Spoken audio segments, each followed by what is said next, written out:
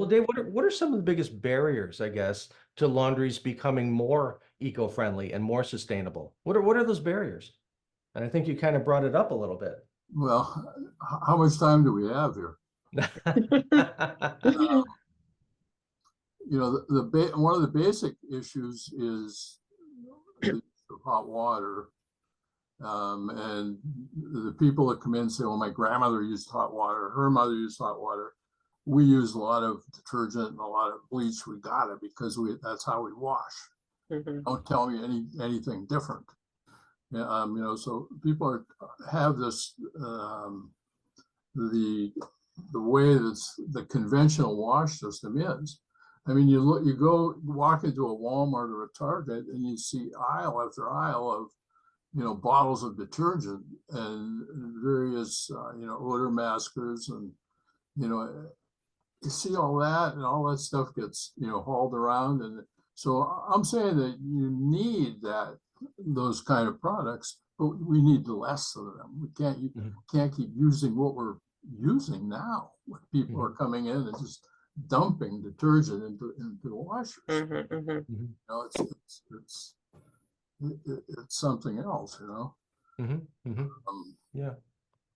I don't know. It's a lot. It has a lot to do with educating people and to getting them thinking along a different way.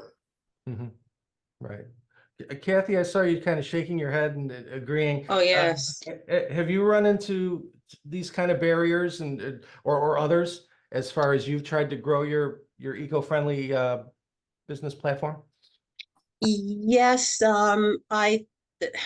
what I try to do is do the carrot versus the stick. I provide I do graduated pricing. So the hot water is maybe a little bit more cost prohibitive than using the cold water. I have some informational tickets that I leave up on a shelf, and it explains to them how using cold water can be just as effective as using hot water. And I know it's a hard habit to break, because as you know, as David says, people get used to pouring a lot of detergent in. They want to see the bubbles. They want the hot water and all that. But if it's going to affect their pocketbook, then maybe we can get them to change the habits. And so I price the hot water at a good 20-25% more. And I give them information about how the detergents nowadays are so effective in cold water. I mean, you see the Stone Cold on TV with Ice Cube, and they're talking about Tide being so effective. And they say, yeah, I did see that commercial. And I said, well, does that resonate with you? And they say, yeah, I think I'll give it a try. So, Right. it is, as David says, educating people for sure. But I think that anyone who's an owner right now should think about doing the small things, just putting the recycled containers, or at least one out, so you can get them into the habit of doing things in a sustainable fashion, and also looking to find out if there's any government grants for doing solar or doing the LED lights, things like that, that they may pay a nominal charge to do an install in their home, in their business. Well, that's a good point too. Have you taken advantage of anything, any type of rebates or grants or things like that in your As a matter of business? fact, I have. I Yeah. had the lights done a year ago.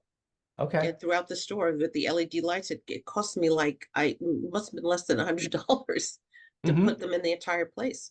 That's terrific. Yeah. Okay. Again, it's just knowing that and looking for that I guess free money a little bit too. Sure.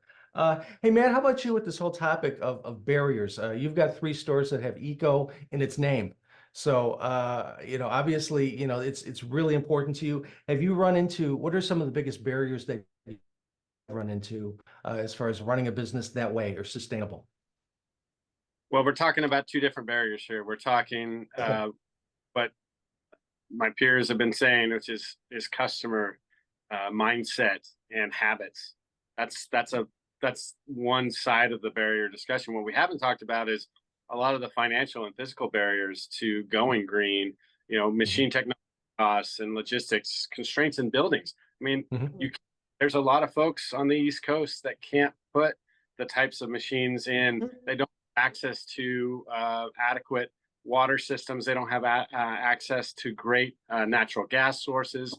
So the idea of being able to really green up can be restrained by your environment, by buildings, by agency codes and restrictions, and ultimately, it's a combination of both, right? So we're having to change that. We're having to educate consumers, and so that they understand how to wash in a greener fashion, while at the same time we have to overcome the barriers, the physical and financial barriers, to give them technologies to do what they do to do those things.